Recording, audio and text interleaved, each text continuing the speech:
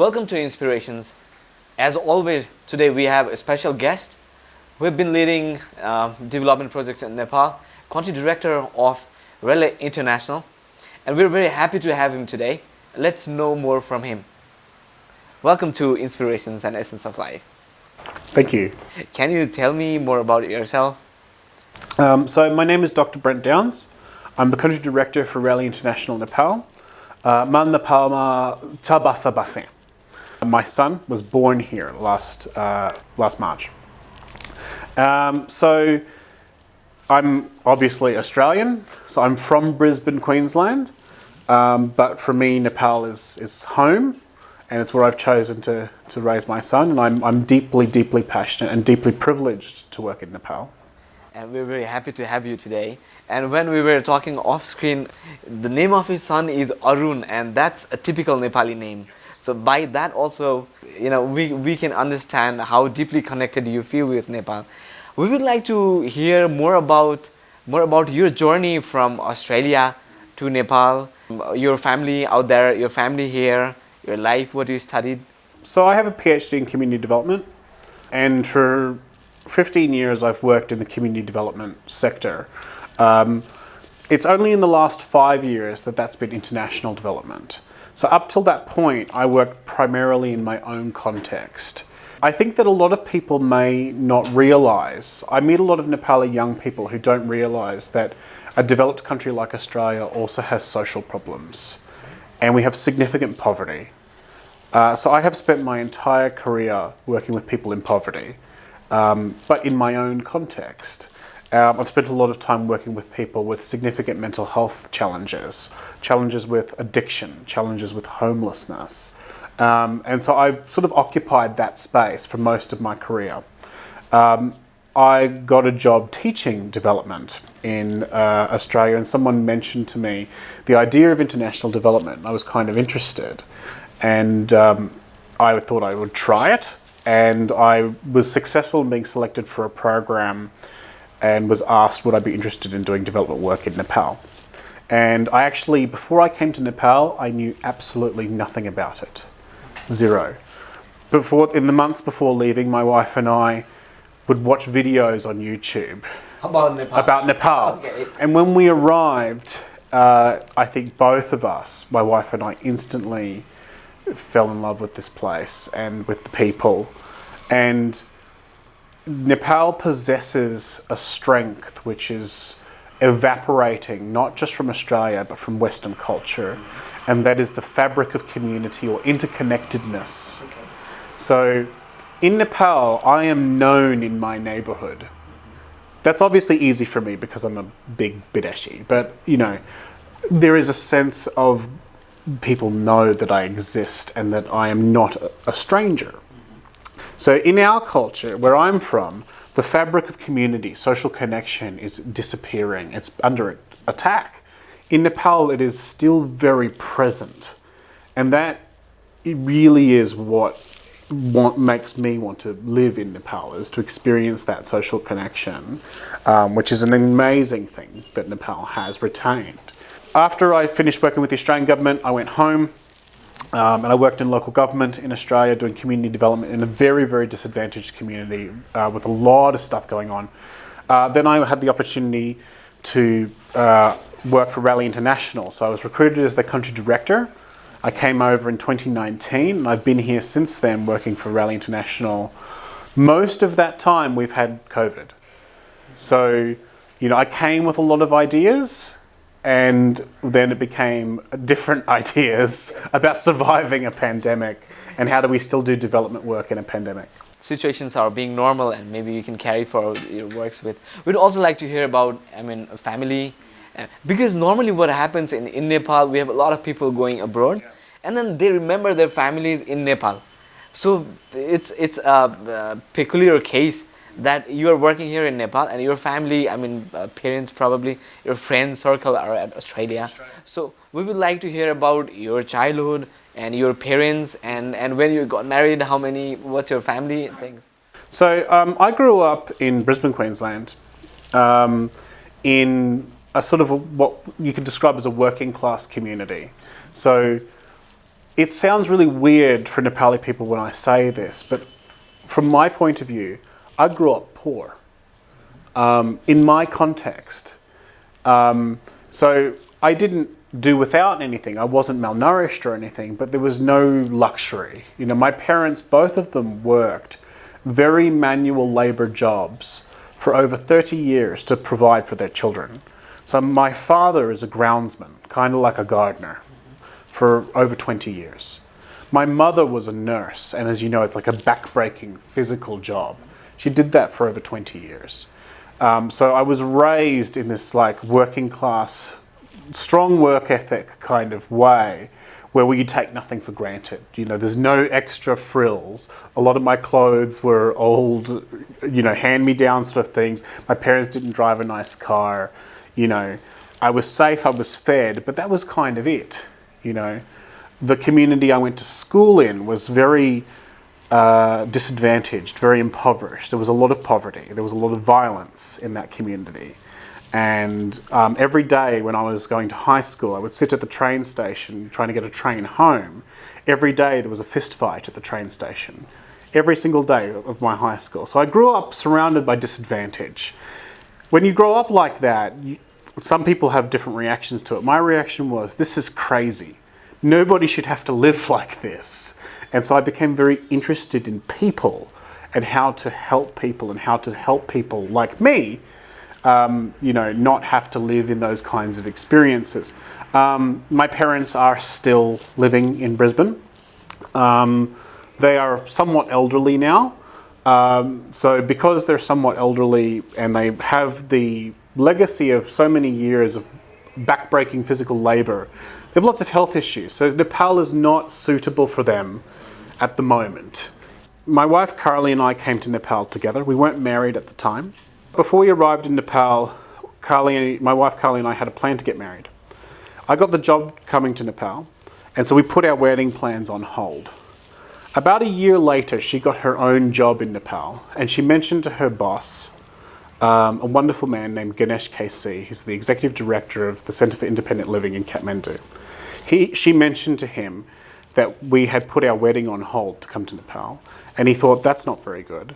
So he organised and paid for Carly and I to have a Nepali called Bibahar. Okay. So Carly and I were married in Nepal in 2018 in a traditional Nepali wedding ceremony. So I have had a Nepali wedding, and then 3 years later, we've had a son in Nepal who has a Nepali name. So we're very connected to Nepal. Okay, that's very interesting.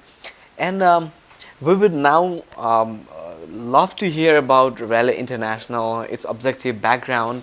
Can you put more focus on that too? Yeah. So Raleigh International started in Nepal in 2015, and it came after the earthquake, but not because of the earthquake. So I think that's interesting just from the beginning, because like a lot of INGOs came to Nepal because of the earthquake, so as a direct response to the earthquake. Raleigh came after the earthquake, but not because of the earthquake. Raleigh was going to come to Nepal anyway. If the earthquake had never happened, Raleigh would still be here. So there was a strategy from Raleigh International to set up operations in Nepal because there was a need to work with young people where they needed to have support to do things. Nepal is obviously a country that needs development, and so we came. Raleigh International has been implementing programs since 2016. We have several different kinds of programs. All of them relate to young people. So we primarily and almost exclusively work with, through and for young people, Yuwaharu.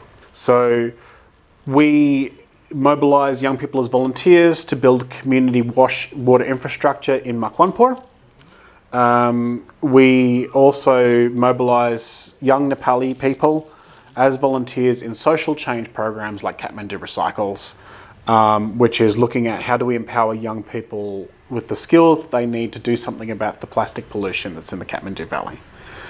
So those are a couple of examples of the kinds of programs that we do. So it's all related to youth, it's all related to young people. So we believe they have all the visions, all the enthusiasm, all the passion to do something. What they lack, if they lack something, is the skills and the tools to affect change. So we see our role as providing tools to young people so they can get the change they want to see.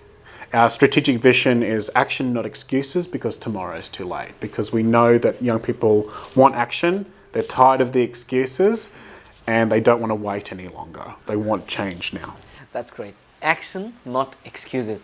So we would also like to hear more about Kathmandu Recycle, because the workshop is going on. We're going to talk with youth volunteers down there. So can you give a context to Kathmandu Recycle? Yeah, so Kathmandu Recycles is a program that is funded by the Oak Foundation and Raleigh International. In Nepal, that program, Kathmandu Recycles, is about climate change. So we have this global program that's about climate change in Nepal that has been interpreted as Kathmandu Recycles. So we didn't choose Kathmandu Recycles. Raleigh didn't choose it. We got a program and it was about climate change. And then we asked young people in Nepal, we asked our young Nepali volunteers, what issue do you think is really important? What climate issue do you think is really important? What would you like to focus on? And they chose plastic pollution in the Kathmandu Valley as their focus, and so we have Kathmandu Recycles. There are many aspects that a young person can learn and gain from the volunteering of Raleigh, Nepal. Kathmandu Recycle is youth campaign which is creating great success in terminating the single-use plastics around Kathmandu Valley. So it is a youth-led campaign. We all youth have decided to do something for our city. So I would like to invite all of the youth to be a part of this movement. And we are in the partnership with Raleigh International since 2016. This project focused in the mobilization of youth in the water and sanitation campaign and scheme construction, majorly reduction of the plastic, and promotes the environmental preservation and conservation. That is a very different development modality than what is usually the case. We, Raleigh, have done very little. The young people have done everything that is awesome. What we have done is facilitated. We've provided tools, like I talked about. But in terms of who developed the program, who's implemented the program, who's done all the amazing activities, who's even evaluating the program, it's all young people. Raleigh is sitting in the back seat, and we've let young people drive this entire experience for 3 years. And it's been a really interesting journey. It's not what we expected because of COVID. So we had this idea about what it might look like, but because of COVID, we had to sort of change a lot of our plans. But we've still wound up in a really good place. So the young people have done a lot of background research as to what causes the plastic pollution in the Kathmandu Valley, what kind of interventions would be the most suitable. And they've done different kinds of activities and interventions with different kinds of audiences, looking at different strategies to try to get people to adopt different behaviour. The program's not about picking up garbage. People might think that this is about young people walking around and picking up rubbish. It's not. It's about young people trying to influence other young people to adopt behaviour which is less plastic obsessed. So we're looking to reduce the amount of plastic that's used by young people, and if they are going to use it, change what they do with it once they're finished with it. So it's about recycling. So the program's not about picking up garbage. The program's about young people influencing other young people to adopt friendly behaviour, eco-friendly behaviour. And we also knew that Raleigh International brings volunteers from abroad, and then they send them to rural communities in Nepal to help those communities develop their infrastructures. And sitting in that chair from Kathmandu, would you like to remember such contributions that volunteers from Raleigh International made in rural Nepali communities, some typical examples of that? Yeah, I think the best way I can put it is, because we use volunteers, because we mobilise with volunteers, we can construct a community water scheme that has enough water for 250 households. So they didn't have water before. With volunteers, we can construct a community water scheme for 250 households in 3 months. That's great. So nobody else can do that. You know, that is unique to Raleigh. And because we're using volunteers and not contractors and not other kinds of labour, and when I say we're using volunteers, we're not just using volunteers, they also work alongside community members, so the community members are also involved. But because we have this way of doing things, we do it cheaper because we're not paying lots of other people. You know, it's volunteers in the community working together to build the water scheme. So the community gets their water scheme constructed within 3 months. That is extremely fast. Really, really, really fast. That's great. So that was really, I mean, very, very inspiring for us. And sitting here, would you like to, I would like to ask you a question about your personal life. A lot of Nepali people, they dream that they would go to Australia for their job, study and livelihood. So there is an Australian working in Nepal, getting married in a Nepali traditional style, and so much connected to Nepal. What is the happiest moment of your life? I think, you know, it's obviously when my son was born was a good one. When I got married in Nepal was a good one. You know, I mean, that's really difficult. I truly enjoy living in Nepal, even though it's challenging to me sometimes. And I think it's challenging to a lot of people, including Nepali people. But, you know, it's a place that I, myself, and also my wife, Carly, you know, and I'm sure, you know, Oren likes it. He just can't say so yet. You know, we just love it so much that, you know, every day is kind of happy for us, you know. I often joke with people I meet, because often people meet me and they're like, oh, you're this Australian in Nepal. You do realise that there are all these Nepali people in Australia. And Australia's like, what, the 8th province of Nepal? Or people joke about that. And I'm like, yeah, that is true. And I think it's really interesting that I'm here and they're all there. I mean, I wouldn't want to be anywhere else. I can understand the lure for Nepali young people to go abroad, but for me, this is exactly where I want to be. So, you know, I think, you know, any time I'm in Nepal is a happy time for me. That's so philosophical anyway. Yeah. Thank you. And I mean, you know, like obviously when my son was born, it was extremely challenging because the experience of the Nepali hospital was very different from what we would have experienced in our own country. But when we got home, that was very happy. I think, you know, when he was born, it was difficult, but it made us, both myself and Carly, feel very empathetic to the way in which Nepali people typically live, because we didn't have sort of a different experience. He was born in a Nepali hospital, and it was a very confronting experience for us because it was not what you would have in an Australian hospital at all. Now, I know that you can speak in Nepali, a little bit of it. So there are a lot of people who are watching us tonight. So anything that you would like to say in Nepali to them? Now I get stage fright when I'm speaking in Nepali, so I'll try my best. Ma धेरै खुसी लाग्यो नेपालमा बस्छु. You know, so धेरै धेरै धन्यवाद. धेरै धेरै धन्यवाद. सबै नेपाली मान्छेलाई धेरै धेरै धन्यवाद for having us, you know, for accommodating us. Like everybody, you know, you guys, everyone in our neighborhood, everyone I meet, we are, as a family, we are so grateful to be allowed to work and live here. It is such an incredible privilege. And you know, so dedi dhanyabad, you know, because like it's just so much of a privilege to be here and to be welcomed in the way that we are. So yeah. Thank you very much. Tonight we have Arun ko bua, I mean father of Arun today with us. So he's from Australia. We had a very inspiring discussion, inspiring conversation with him. Dr. Brent, Country Director of Raleigh International Nepal. We are very inspired by what he have said, his insights. Thank you very much for staying with us. Thank you, Dr. Brent, for being with us. See you next week, same time. Stay tuned.